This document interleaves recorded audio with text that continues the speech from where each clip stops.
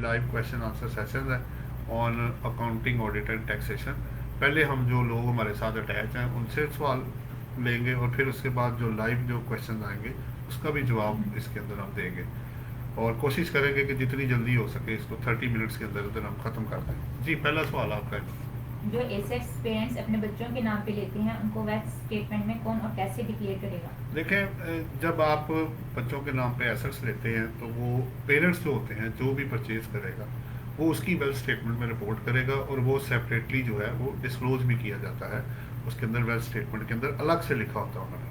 जी, आपका सवाल क्या है? अगर एक जॉइंट अकाउंट है तो उसको उसका अकाउंट होल्डर की वेल्थ स्टेटमेंट में उसको कैसे शो किया जाता है? लेकिन ज्वाइंट में ये होता है ना कि या तो किसी, जैसे हस्बैंड एंड वाइफ का ज्वाइंट है, ब्रदर्स का है, सिस्टर्स का है, तो बेसिकली जो उसमें पैसे जमा करवा रहा है वो, अगर तो फर्ज करें हस्बैंड के सारे पैसे हैं तो वो अकाउंट हस्बैंड की वेल्थ में रिपोर्ट हो सकता है। अगर सिर्फ वाइफ के पैसे हैं तो वाइफ कर सकती है, और अगर दोनों के हैं तो दोनों अपना अपना जो शेयर है वो उसके अंदर रिपोर्ट कर सकते हैं। जी जनाब, आपका सवाल जी नेक्स्ट। फाइनेंशियल अकाउंटिंग में सिंगल एंट्री सिस्टम कौन यूज करता है और कैसे यूज किया जाता है? देखिए, सिंगल एंट्री सिस्टम जो है ना, जनरली जो रिटेलर जो होते हैं जो रिकॉर्ड सिर्फ अपनी सेल परचेज का और खर्चों का रिकॉर्ड रखते हैं, उसमें डबल एंट्री का कॉन्सेप्ट नहीं होता, इसलिए उनके रिजल्ट्स उस तरह नहीं निकल सकते जिस तरह के एक प्रॉपर तरीके से निकाले जाते हैं। बहरहाल शॉर्टकट्स हैं, जहाँ लग गया ठीक है, वरना वो उसको एज इट इज ही रख देते हैं। जी, आपका सवाल जी।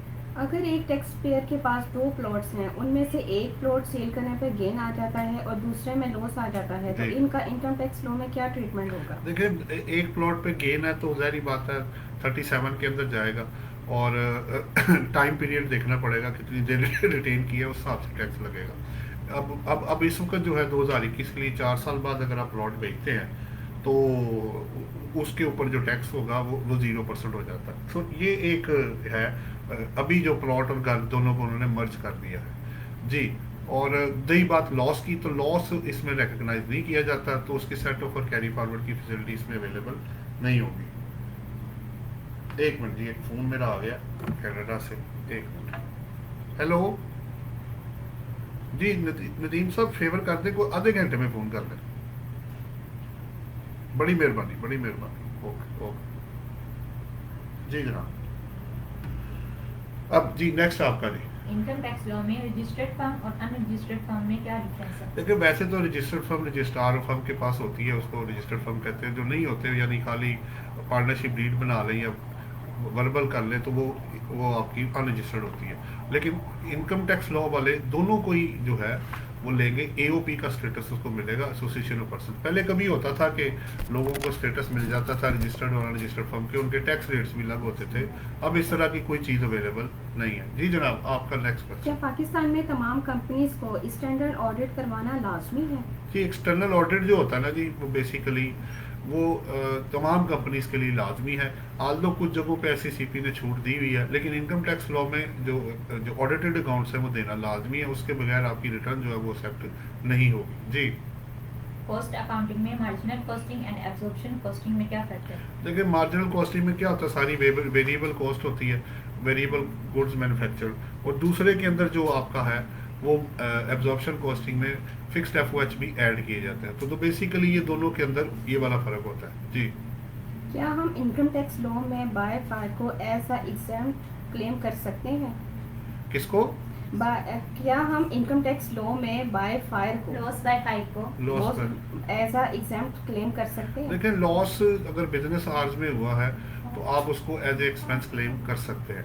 सो अगर ऑफिस स्टार के बाद है तो फिर ज़रा इसकी सिचुएशन जो होगी वो डिफरेंट हो जाएगी। जी, आपका जी। सेल्स टैक्स लॉ में टूल मैन्युफैक्चरिंग किसको कहा जाता है? लेकिन जब आप किसी दूसरे बंदे के लिए रॉ मटेरियल वो प्रोवाइड करता है, उसको फिनिश गुड्स बना के दे देते हैं, तो उसको टूल मैन्युफैक्चरिंग कहा जाता है, और ये भी मैन्युफैक्चरर की स्टेटस में आता है। जी, आपका। अगर हमारे क्लोजिंग स्टॉक की वैल्यू मार्केट में कम हो जाए तो क्या इसका इफेक्ट हमारे क्लोजिंग स्टॉक पे पड़ेगा या नहीं? लेकिन क्लोजिंग स्टॉक लॉ ये कहता है कि कॉस्ट और NRB which ever is lower, इस पे स्टैंडर्ड भी है, और सेक्शन 36 और 35 है इनकम टैक्स लॉ का। कॉस्ट और NRB which ever is lower के ऊपर जाके आप उसको जो है वो करेंगे, यानी या फिर ये होगा कि लॉस की आप एंट्री डालेंगे और वो प्रॉफिट एंड लॉस अकाउंट को चार्ज करेंगे। जी, आपका जी। किसी भी टैक्स पेयर को अपनी बैंक की तमाम एंट्रीज को क्लियर करना जरूरी है या नहीं फॉर इनकम टैक्स पर्पस? देखें एंट्रीज जितने भी लोग, क्योंकि income tax department recovery department है तो उन्होंने ये सवाल करना है कि पैसा कहाँ से आया और कहाँ पे आपका चला गया। अगर आप उसको एक्सप्लेन नहीं करते तो 111 सेक्शन उनके पास अवेलेबल है कि उसमें उसको वो डीम्ड इनकम बना के आपको टैक्स लगा देंगे। जी आपका नेक्स्ट क्वेश्चन। फाइनेंशियल अकाउंटिंग में मैचिंग प्रिंसिपल किसको कहा जाता है? देखिए मैचिंग प्रिंसिपल ये होता है कि जिस पीरियड का रेवेन्यू है और जिस पीरियड का एक्सपेंस है उसको उसी साल में चार्ज करें। अगर आपका 30 जून 2020 ईयर एंड है, 1 जुलाई 2019 से स्टार्ट हुआ है, तो आप 30 जून तक जितनी रेवेन्यू है, चाहे रिसीव्ड हुआ या नहीं हुआ, रिसीवेबल भी है तो उसकी एंट्री आप डालेंगे। और इसी तरह एक्सपेंसेस अगर पेड ड्यू है लेकिन पेड नहीं हुए या पेड हो गए हैं तो दोनों वो भी इसमें रिकॉर्ड किए जाते हैं। जी आपका जी नेक्स्ट क्वेश्चन। क्या इनकम टैक्स लॉ में गुड्स ट्रांसपोर्ट व्हीकल्स की वैल्यू पर कोई लिमिटेशंस है या नहीं? जी हम ऑनलाइन वालों का भी सवाल लेंगे, पहले हम अपना ये कर लें, मैं आप लोगों के सवालों के भी जवाब दूंगा। जी आपने क्या सवाल किया? क्या इनकम टैक्स लॉ में गुड्स ट्रांसपोर्ट व्हीकल्स की वैल्यू पर कोई लिमिटेशंस है या नहीं? नहीं, गुड्स ट्रांसपोर्ट नहीं, पैसेंजर ट्रांसपोर्ट व्हीकल पे लिमिटेशन है जी। अगर आप नॉट अप्लाइंग फॉर हायर करते हैं 25 लाख की, अदरवाइज गुड्स ट्रांसपोर्ट पे लिमिटेशन कोई नहीं है। जी आपका नेक्स्ट क्वेश्चन। क्या कोई टैक्स पेयर अपने बिजनेस का लीगल स्टेटस चेंज कर सकता है इनकम टैक्स लॉ में? जी बिल्कुल कर सकते हैं। आप सोल पार्टनरशिप को कंपनी में, एओपी को कंपनी में आप कन्वर्ट कर सकते हैं, लेकिन फिर ये होगा कि उसका एनटीएन आपको अलग से दिया जाएगा और उसका जो जिस दिन से आपको स्टेटस मिलेगा और एनटीएन आप इशू करा लेंगे तो वो फिर उसकी एक्टिविटी या उसकी रिटर्न जो भी है उसको बना के आप फाइल करेंगे। जी आपका। अगर कोई टैक्स पेयर अपने अकाउंट्स मेंटेन नहीं करता तो उसको क्या क्या नुकसान हो सकते हैं? देखिए अकाउंट्स आप मेंटेन नहीं करेंगे, ज़ाहिर बात है जिससे फिर पैसा लेना है या देना है आपको पता नहीं लगेगा। फिर आपको प्रॉफिट हुआ कि लॉस हुआ आपको ये भी नहीं पता, आपके पास स्टॉक कितना ये भी आपको नहीं पता। तो जब तक आप रिकॉर्ड प्रॉपर नहीं मेंटेन करेंगे आप बेस्ट रिजल्ट उससे नहीं ले सकते। जी फाइनेंशियल अकाउंटिंग में डबल एंट्री कॉन्सेप्ट को क्यों यूज़ किया जाता है? देखिए डबल एंट्री कॉन्सेप्ट इसलिए होता है कि जो चीज़ आई है या उसके अगेंस्ट जो बेनिफिट आया या गया है, अगर सेल की है आपने, फर्ज करें अगर आपने परचेज की है, एक्सपेंस किया है, एसेट परचेज किया है, लोन लिया है, लोन वापस किया है, तो डबल एंट्री से ये पता लग जाता है कि अगर आप सही एंट्रीज पास कर रहे हैं और वैल्यू सही लिख रहे हैं तो आपको रिजल्ट्स को चेक करने में बड़ी आसानी पैदा हो जाती है। जी next question. In taxpayer को statement of foreign source income and statement of foreign assets declare करना लाजमी है? जी वो रेजिडेंट इंडिविजुअल जिनकी फॉरेन सोर्स जो इनकम है $10,000 से ज़्यादा हो जाए और या फॉरेन एसेट्स की वैल्यू 10 लाख से ज़्यादा हो जाए $, से, तो उनको सेपरेटली ये जो स्टेटमेंट है, statement of foreign assets and statement of foreign source income file करना लाजमी हो जाएगा। अदरवाइज इसकी पेनल्टी उन्होंने 182 सेक्शन में डाल दी है। जी एक पार्टनरशिप इदारे में क्या पार्टनर सैलरी ले सकता है under the income tax law? देखें अकाउंटिंग में या अदरवाइज तो पार्टनर तनख्वाह लेते हैं, लेकिन इनकम टैक्स लॉ में जैसे ही आप आएंगे तो आप पार्टनर को तनख्वाह नहीं दे पाएंगे तो वो सेक्शन 21 में डिसलो हो जाएगा और उसके शेयर का वो हिस्सा बन जाएगा। जी अगर कोई टैक्स पेयर डोनेशन पे करता है तो उसको इनकम टैक्स लॉ में क्या फायदा होगा? डोनेशन पे अगर आप अप्रूव्ड इंस्टीट्यूशंस को प्री कंडीशंस को मेट करेंगे तो तब आपको टैक्स क्रेडिट जो है वो मिल जाएगा। ये इनकम टैक्स लॉ आपको बेनिफिट देगा। अगर आप कमर्शियल इदारा है तो डोनेशन एज एक्सपेंस तो लॉ होगा नहीं, क्योंकि उसका पर्पस भी प्रॉफिट कमाना नहीं है। जी आपके लिए अगर किसी शख्स का प्राइस बॉन्ड निकलता है तो उसमें जो टैक्स डिडक्ट होगा उसका इनकम टैक्स लॉ में क्या ट्रीटमेंट होगा? लेकिन प्राइस बॉन्ड पे 15% टैक्स जो है ना वो विथहोल्ड हो जाता है और जो टैक्स है वो फाइनल डिस्चार्ज हो जाएगा। जी जनाब आपका पूरे हो गए जी। अच्छा लाइव में जी मेरे पास IBN नंबर ज़रूरी है जी। मोहसिन अजीम कह रहे हैं, एक पहला सवाल है IBN नंबर देना क्यों ज़रूरी है?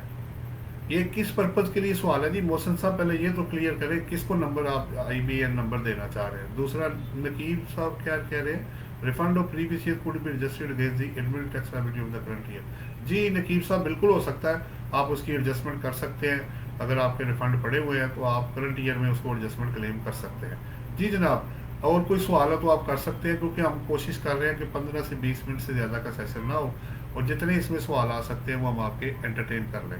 जी अगर आपका ओके हो गया हो तो आप ओके कर सकते हैं। जी जनाब अच्छा जी। फिर शमीम इकबाल एक सवाल कर रहे हैं, a tax lawyer included bogus income from business in very first tax return 2019। अच्छा, can we totally exclude this income from business section in 2020 return और should we revise 2019 return? Thank you.